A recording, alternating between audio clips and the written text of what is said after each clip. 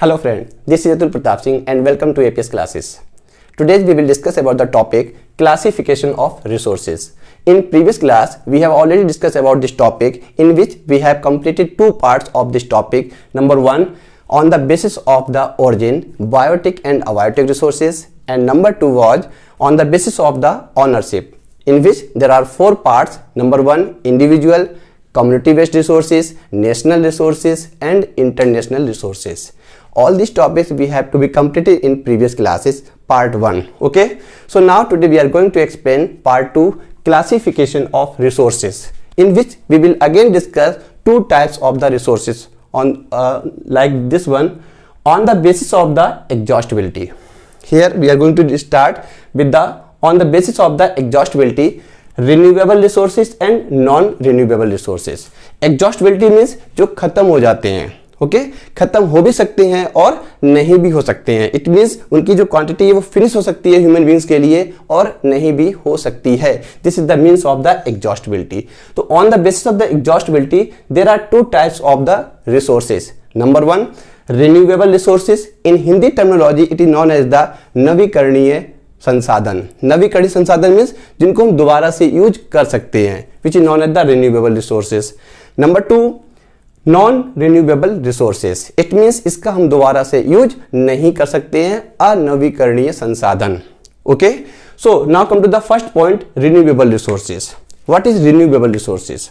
All those resources which can be reproduce. Reproduce means दोबारा से produce कर सकते हैं. रिप्लेनिश, दोबारा से हम उसको बना सकते हैं. And produce and again produce by the process of physical, chemical and mechanicals. By the process of physical, chemical and mechanicals is known as the renewable resources.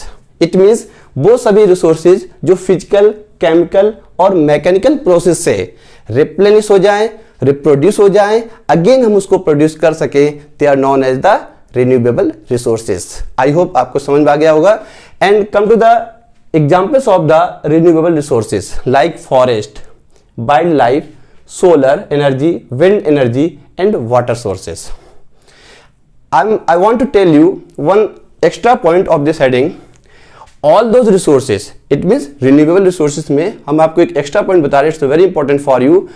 All those resources which can be replenished, which can be reproduced within the span of the human being's life. Within the span of the human being's life. इसका मतलब क्या हुआ कि जो मनुष्य का जीवन की अवधि है, जो उसका लाइफ स्पैन है, पूरे जीवन है, इट मीन्स अप्रॉक्स 100 ईयर्स जो हम लोगों की लाइफ होती है. कुछ कह सकते हैं एक्सेप्शनल है जो 105 ईयर 110 ईयर्स रहते हैं, बट एक एवरेज अगर निकालेंगे, ओवरऑल एज का पर्सपेक्टिव निकालेंगे हाईएस्ट लेवल पर, तो वो 100 ईयर्स है. 100 ईयर्स के बाद ह्यूमन लाइफ जो है वो फिनिश हो जाती है. ओके, एक 1% की.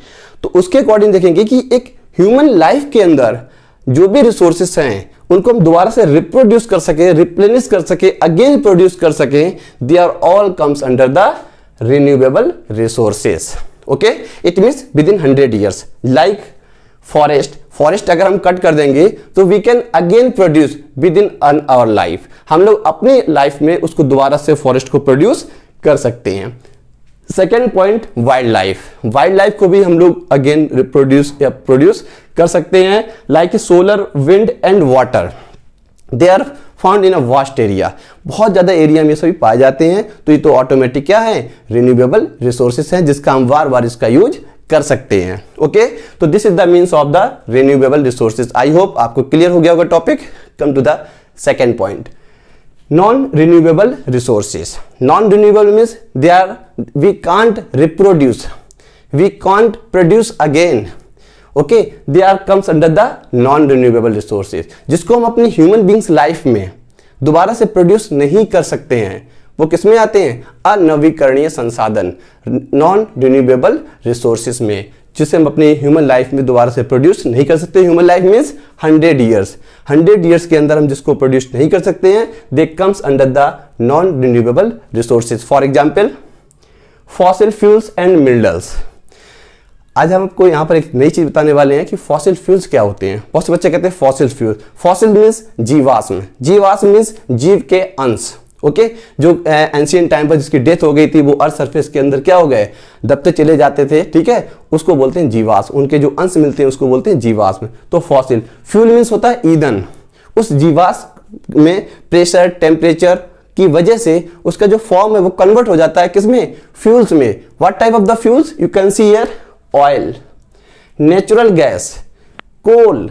भाई oil, natural gas and coal. Suppose किस तरीके से कन्वर्ट होता है, सपोज अगर हमारा ये फेस है, इसके ऊपर हम लोग दोनों प्रेशर लगाएंगे, प्रेशर स्टार्टिंग हम लोग हल्का सा मुस्कुराएंगे, धीरे धीरे ये प्रेशर बढ़ता चला जाएगा, वैसे हम लोग टेंशनाइज होते चले जाएंगे। देन आफ्टर क्या होगा, जो हमारा ब्लड है वो यहाँ से वेन से निकल बाहर आने लगेगा धीरे धीरे, ठीक है ना। तो इस तरीके से जो फॉसिल्स होते हैं, जो जीवाश्म होते हैं, एनिमल्स होते हैं, डेड बॉडीज होती हैं, प्लांट्स की होती हैं, वेजिटेशंस होते हैं, उनके प्रेशर पड़ता रहता है, जिसकी वजह से उसमें से क्या होता है, वो धीरे धीरे ऑयल्स में, नेचुरल गैस में एंड कोल में कन्वर्ट हो जाते हैं।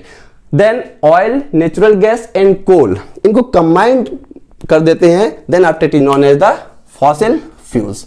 उसके बाद हम इसको क्या कहते हैं, फॉसिल फ्यूल्स। तो बच्चों लोग मुझे कमेंट बॉक्स में जरूर बताना कि फॉसिल फ्यूल्स में क्या क्या आता है।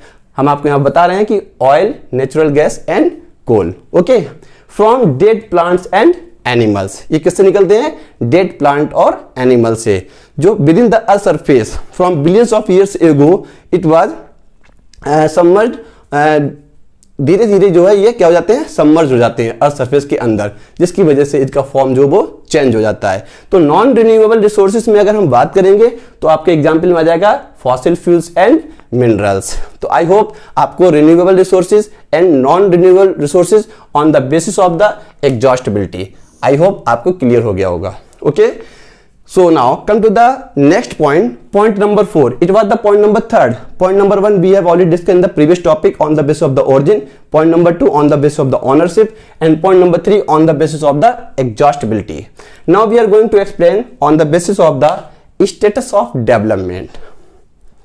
बहुत अच्छा टॉपिक है स्टेटस ऑफ डेवलपमेंट, बहुत ही कंफ्यूजन वाला टॉपिक है। Mostly student confuse in this topic. Why? Because all the words looking like the same and the same meaning, just like potential resources, second one developed resources, third one stocks, and fourth one reserves. These are the part of the on the basis of the status of development. Okay, just like the same as on the basis of the exhaustibility, renewable and non-renewable, the same there are 4 parts of the on the basis of the status of development resources. Okay, so now come to the heading on the basis of the status of development.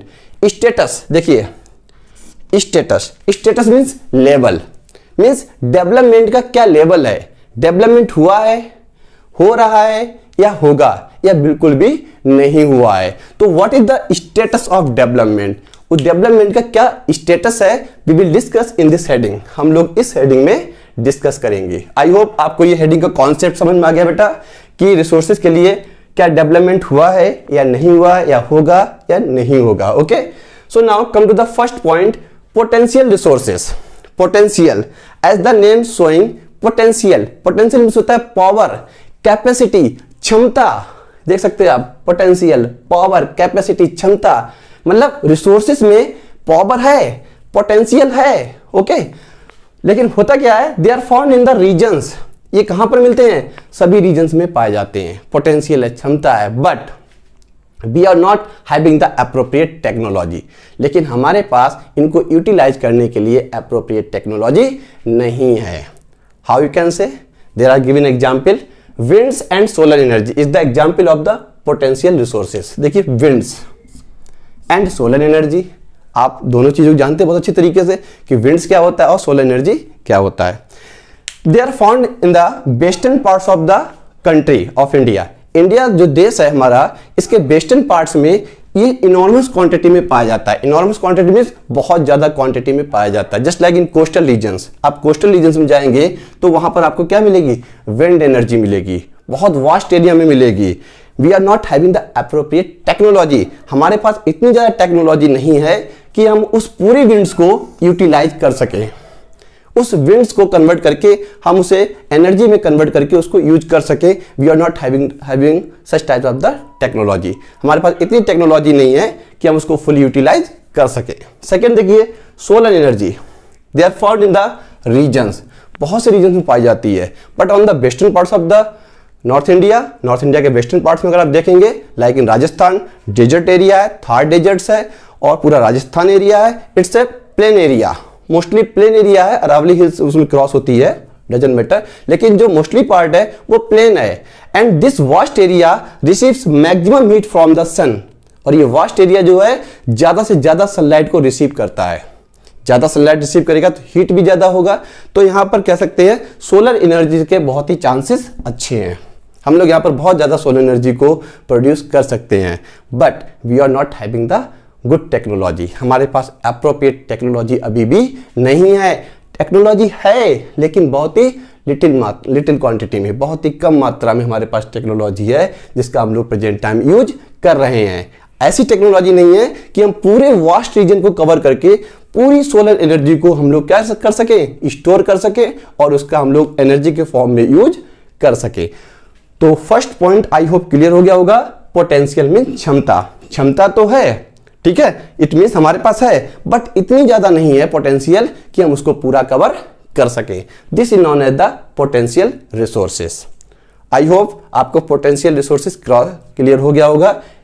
Second देखिए developed resources, developed resources देखिए यहां पर means resources that are surveyed, मतलब इसका survey हो चुका है, and the quality and quantity have been determined for the utilization, जिसकी क्वालिटी और क्वांटिटी का डिटर्मिनेशन हो चुका है। मीन्स सर्वे के थ्रू हम लोग सर्वेक्षण करते हैं ना, किसी एरिया को जाके देखते हैं यहाँ पर क्या है, कितनी क्वांटिटी में कितनी क्वालिटी है, क्या क्वालिटी है, ठीक है, और कितनी क्वांटिटी कितनी मात्रा में है, इसका हम लोगों ने सर्वे किया। ओके, और जो क्वालिटी एंड क्वांटिटी मिली है रिसोर्सेज की, उसको हमने डिटरमाइन कर लिया, फिक्स कर लिया, हाँ इतनी क्वालिटी में और इतनी क्वांटिटी में यहाँ पर ये रिसोर्स है, और उसका हम लोग क्या कर रहे हैं, यूटिलाइजेशन भी कर रहे हैं, प्रेजेंट टाइम यूज भी कर रहे हैं, just like a petroleum. It means we having the appropriate technology, हमारे पास टेक्नोलॉजी भी है and availability of the feasibility, हम लोग वहां तक पहुंच भी सकते हैं, कहां तक, जहां पर ये रिसोर्सेज अवेलेबल हैं। जैसे कि मुंबई हाई में देखते हैं पेट्रोलियम डिगअप होता है, वहां से बहुत ज्यादा एक्सट्रैक्ट किया था ओशन रीजन से, तो कह सकते हैं हमारे पास टेक्नोलॉजी भी है और फिजिबिलिटी भी है। तो these are known as the developed resources.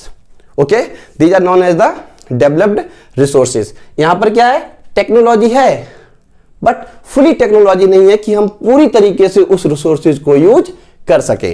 यहां पर क्या है कि हमारे पास टेक्नोलॉजी भी है और हम लोग जानते भी हैं कि यहाँ पर रिसोर्सेज कितनी क्वालिटी में है और कितनी क्वांटिटी में है, तो उसका हम लोग यूज कर रहे हैं just like a petroleum.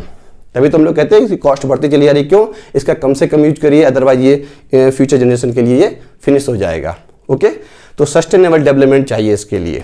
Okay, so now come to the third point, stocks. Stocks, what is stocks? Materials available in our environment which can be satisfy human needs, but right now we are not having the appropriate technology to know how we can use this one। मतलब हमारे पास resources तो बहुत है, हमारे environment में बहुत material है, ठीक है ना, लेकिन हमारे पास टेक्नोलॉजी नहीं है, टेक्नोलॉजी नहीं है, हम उसका यूज नहीं कर पा रहे हैं, बिल्कुल भी यूज अभी नहीं कर पा रहे हैं। Just like a hydrogen and carbon, H2O means water, hydrogen and carbon का जो कॉम्बिनेशन होता है this is known as the water, वो वाटर कहलाता है।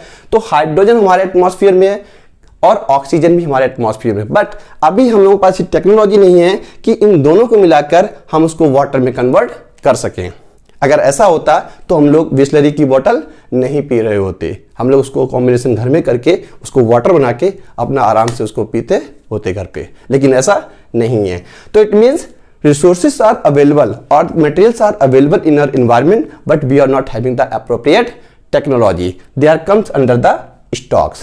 I hope आपको यह समझ में आ गया होगा। यहाँ पर लिखा भी है नो टेक्नोलॉजी, इसमें क्या है, टेक्नोलॉजी है, ओके, फिजिबिलिटी भी है, हम लोग उसको यूज भी कर रहे हैं। इसमें क्या है, टेक्नोलॉजी है बट बहुत कम है, ठीक है ना। तो रिसोर्सेज को हम लोग फुली यूटिलाइज नहीं कर पा रहे हैं। अभी आपको और भी समझ में आ जाएगा, एक कॉन्सेप्ट है मेरे पास, इसी में आगे हम बताएंगे आपके। Next one is the reserves. Reserves क्या होते हैं? Reserves are the subset of the stock. ये स्टॉक का सबसेट है which can be put into use with the existing technology know how. इसको हम लोग यूज कर सकते हैं। देखिए रिजर्व क्या है, हमें पता है कि ये मटेरियल हमारे पास है, इसको हम लोग यूज कर सकते हैं, but right now present time we are not using this one. लेकिन हम लोग इसका यूज नहीं कर रहे हैं। For what? Because for the future requirement. क्योंकि जब फ्यूचर में रिक्वायरमेंट होगी, हमारे पास सभी रिसोर्सेज खत्म हो जाएंगे, at that time we can use reserve. Simple सा एग्जाम्पल है, कार बाइक आप लोग ले जाते हो ना मार्केट, उसमें आप लोग पेट्रोल डला लेते हो 10 लीटर या 5 लीटर, उसमें 2 लीटर या 1 लीटर का रिजर्व होता है। वो हम लोग कब यूज करते हैं? जब हमें रिक्वायरमेंट होती है। ओके, तो same things other with this point. Reserve क्या है? अवेलेबिलिटी। हमारे पास पेट्रोल तो है, लेकिन हम उसका यूज कब करेंगे?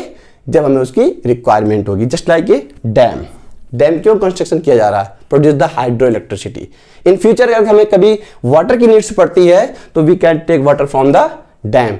And just like a forest, forest भी जो है रिजर्व्स में है। It means in future we can produce many things from the forest. बहुत सी चीज़ों को हम फॉरेस्ट से प्रोड्यूस कर सकते हैं। Just like A oxygen. अभी देखिए अभी कितनी हम लोग नीड्स पड़ रही थी ऑक्सीजन की, तो in future we can produce the oxygen from the forested regions. ठीक है ना, वहां से हम ऑक्सीजन को इंक्रीज कर सकते हैं हमारे इन्वायरमेंट में। तो this is the means of the reserves. So now come to the next point. Here you can see we also can define these headings on the basis of the technology. तो देखिए हमारे पास technology है, potential resources yes है, technology है, but हम लोग उसको फुली यूटिलाइज नहीं कर पा रहे हैं। Second, Dzire.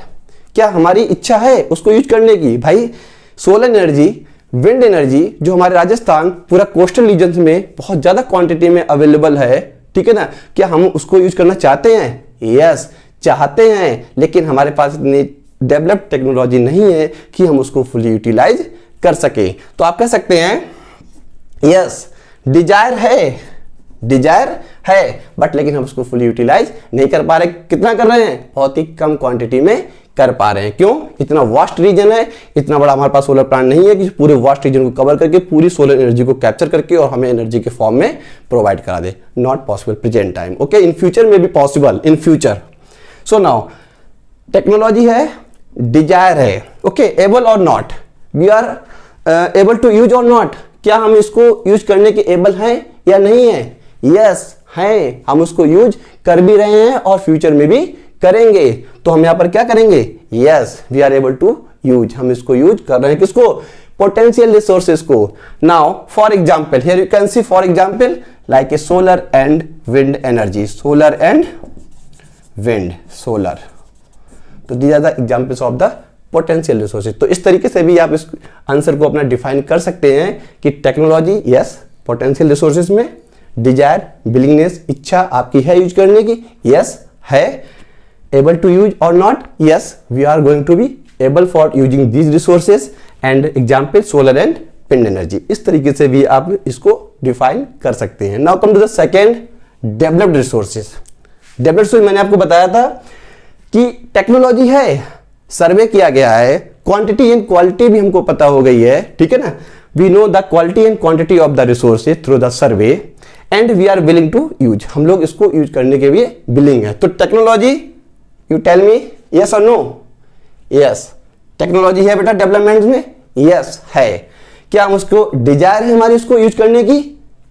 डिजायर है या नहीं? पेट्रोलियम, भाई बाइक दौड़ाएंगे तो पेट्रोल डलानी पड़ेगी, तो मन तो करता ना बाइक हम भी चलाएं, तो डिजायर तो बहुत है बाइक चलाने की। बाइक चलाने मतलब उस रिसोर्सेज को यूज करने की। तो आप लोग कहेंगे यस।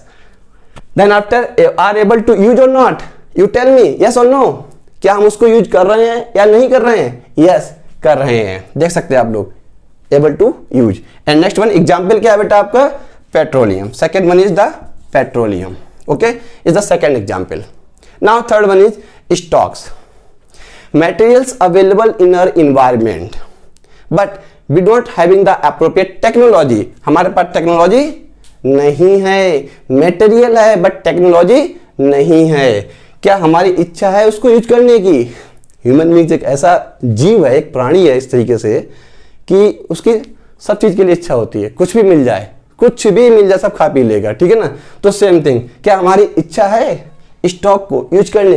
यस हाइड्रोजन और ऑक्सीजन इन्वायरमेंट में है, इच्छा भी चल रही है कि मिल जाए कैसे भी, लेकिन कैसे मिल जाए, देख रहे हैं ऊपर खड़े खड़े, ठीक है, कैसे भी ये हमारे पास आ जाए, लेकिन नहीं आ सकती। Why? Because we are not having the appropriate technology, क्योंकि हमारे पास टेक्नोलॉजी नहीं है, टेक्नोलॉजी नहीं है, डिजायर है। ओके, एबल टू यूज और नॉट, क्या हम उसको यूज कर पा रहे हैं या नहीं? यू टेल मी, आपको पता है हम उसको यूज कर पा रहे हैं या नहीं? नहीं कर पा रहे हैं। फॉर एग्जाम्पल H2O कर सकते हैं, हाइड्रोजन एंड ऑक्सीजन का कॉम्बिनेशन, हम उसको भी नहीं कर पा रहे हैं। Okay, so and last one, reserves.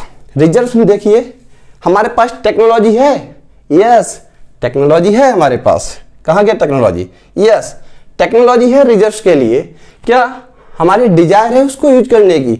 No, अभी डिजायर नहीं है। बाइक में पेट्रोल पड़ा है, हम पहले कौन सा पेट्रोल चलाएंगे? जो एक्स्ट्रा है पहले उसको खत्म करेंगे, तो अभी हमारी डिजायर नहीं है। इन फ्यूचर रिक्वायरमेंट अगर आपकी बाइक कहीं डेजर्ट रीजन में, कहीं एकदम से खाली एरिया में, ठीक है, वहां पर खराब हो जाती है, खड़ी हो जाती है, ओके, खराब नहीं कहेंगे, खड़ी हो जाती है, और आपके पास पेट्रोल का केवल एक ही ऑप्शन है और वो है रिजर्व, तब आप क्या करेंगे? उस रिजर्व का यूज करेंगे। तो यहां पर लिख सकते हैं फ्यूचर रिक्वायरमेंट।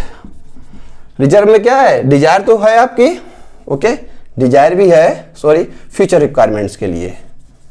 ओके, तो रिजर्व में क्या हो गया? फ्यूचर रिक्वायरमेंट डिजायर है भाई, अभी नहीं है। डिजायर तो है यूज करने के लिए, कब करेंगे? फ्यूचर रिक्वायरमेंट्स के लिए। Are be able to use और नॉट, क्या हम उसको यूज करने के योग्य हैं या नहीं है?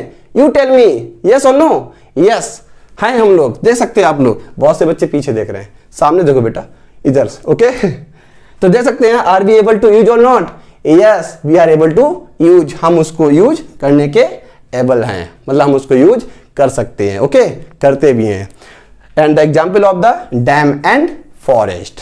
तो आई होप सो बेटा आप लोगों को ये टॉपिक बहुत अच्छे से, जितने भी आपके जो डाउट्स थे, काफी दिनों से मैं देख रहा हूं तो बच्चों को इस टॉपिक में बहुत डाउट रहता था, बच्चे एकदम से बड़ी बड़ी आंखें करके देखते थे बुक की तरफ, और बुक भी उनको बहुत बड़ी बड़ी आंखें करके देखती थी, ठीक है ना, दोनों एक दूसरे को नहीं पहचान पाते थे। बट लेकिन अब आप जब बुक की तरफ देखेंगे और बुक जब आपकी तरफ देखेगी तो दोनों मुस्कुराएंगे। क्यों?